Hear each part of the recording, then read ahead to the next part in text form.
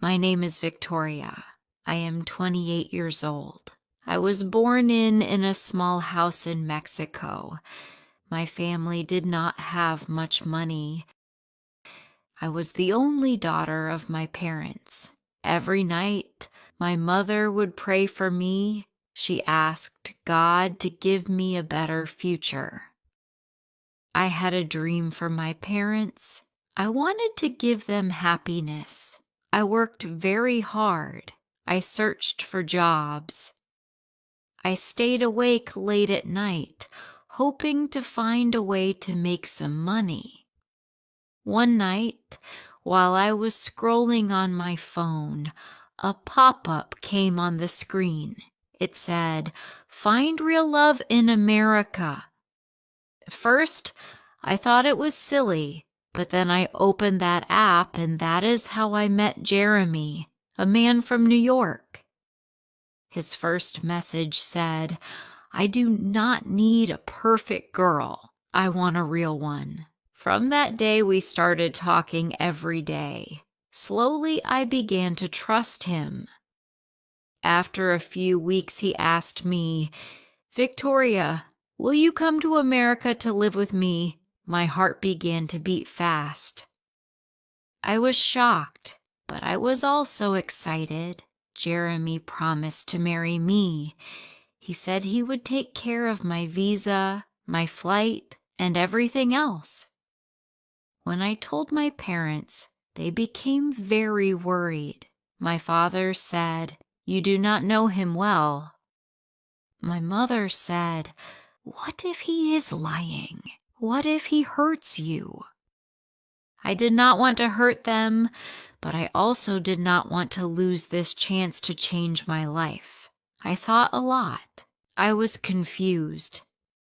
But that night, I made a decision. While my parents were sleeping, I packed my bag. I went to my parents' room and cried. I said, "Please forgive me. I love you. One day I will make you proud."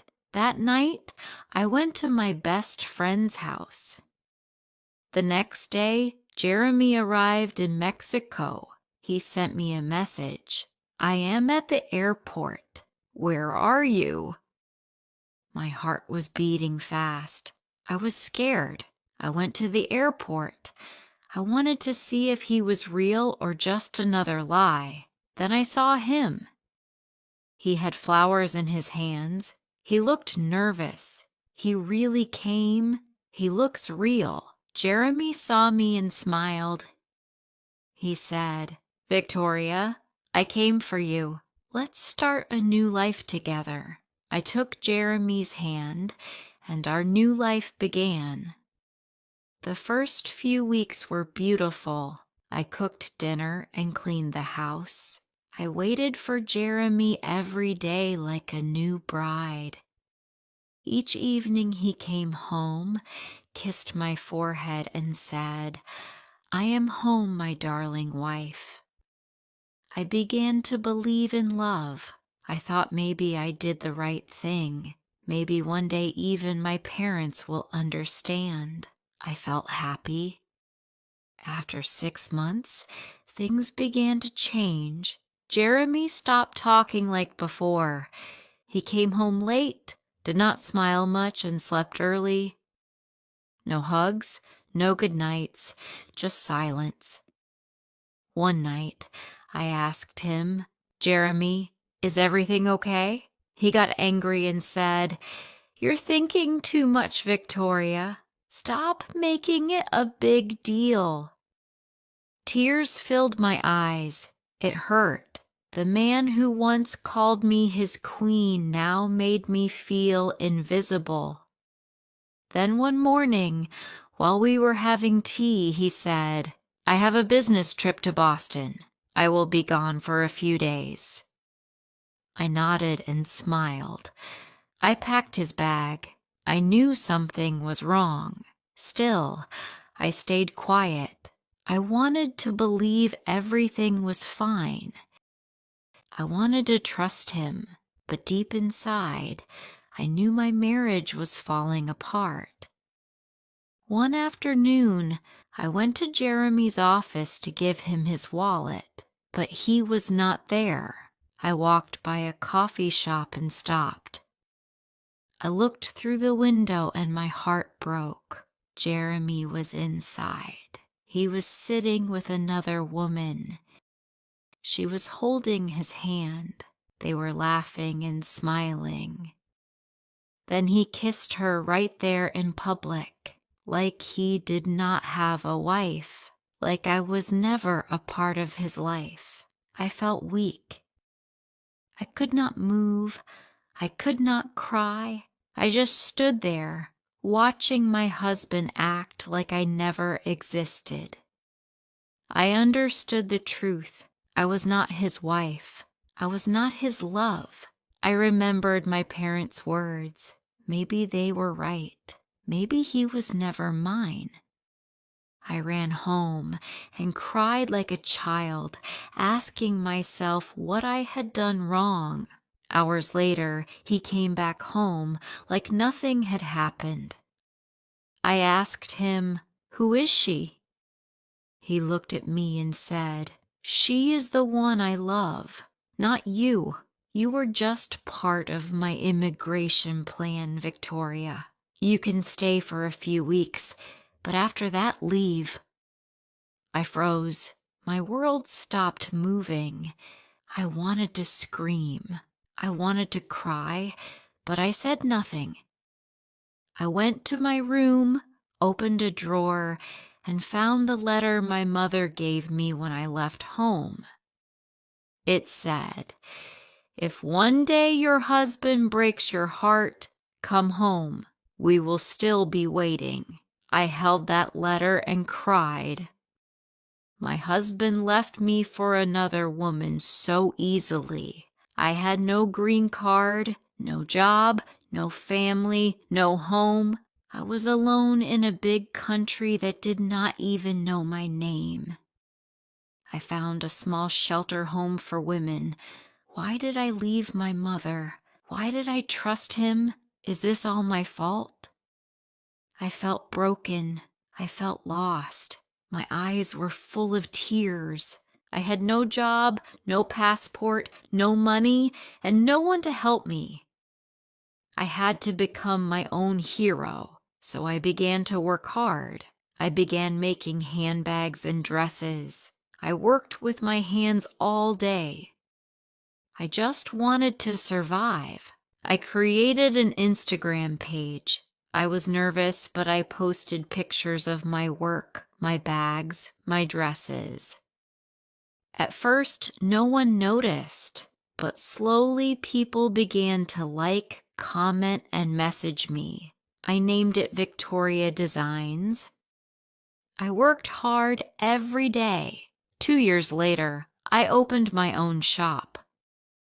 One day I was at my store when suddenly I saw Jeremy. I froze. We both stared at each other, shocked. He looked old and tired. He said, "Victoria, I was wrong. She left me. I lost my business. I lost everything. Please, I need you. Give me one more chance." I looked at him, but in my mind, I saw the nights I cried, the pain he gave me. He did not just leave me, he broke me. I said loudly, "This man is following me. He is making me feel scared." People stopped and looked. Jeremy shouted, "She is lying. She is my wife. I love her." He tried to touch my hand. I said, "He touched me without my permission. I want to file a case." The police came. Jeremy cried, "Please, Victoria, don't do this." I said to him, "You hurt the girl who loved you. This is not revenge. This is justice." 2 weeks later, I got my green card. I could finally meet my parents. I missed them very much. So I took a flight back to Mexico. As I stood in front of my old home, my hands shook. I knocked on the door. My mother asked, "Who is it?" I said. "It's me, Victoria." She opened the door and froze. Her eyes filled with tears as she said, "Victoria, my daughter." She held my face and we both cried. My mother said, "We thought we lost you, but God brought you back stronger." I hugged my father. I looked at them and said, "I have my own shop in USA. I made it." My father smiled and said, "We are proud of you." I wanted my parents to live a better life now, so I brought them with me to the US. I gave them comfort, care, and love, just like they once gave me. I cooked for them and took care of their health. Months passed. One day, I got a call from the police. They had arrested Jeremy. He had used not just me, but many other women. He played with their hearts too. I went to the station and saw him. He looked at me and said, "Victoria, please help me." I said, "Jeremy, I can destroy you. I can make sure you stay in jail forever. But I am not like you. I don't carry hate. I forgive you, and I don't wish to see you ever again." I walked away without looking back. I did not feel pain. I felt peace. Never trust blindly. Never leave your parents for a stranger. Your parents are not your enemies. They are the only people who always want the best for you. If you liked this story, please like, comment, share, and subscribe.